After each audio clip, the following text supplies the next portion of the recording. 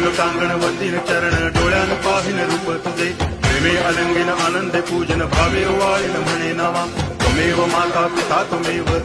बंधुश्च सखा त्वमेव विद्या द्रोणं त्वमेव सर्वं मम देव आयेन वाचा मनसेन्द्रियैर्वा बुद्ध्यात्मना वा प्रकृति स्वभावात् करोमि यद्यत् सकलं परस्मै नारायणाय समर्पयामि अच्युतं केशवं रामनारायणं कृष्ण दामोदरं वासुदेवं हरि श्रीधरं माधवं गोपिकावल्लभं जानकीनायकं राम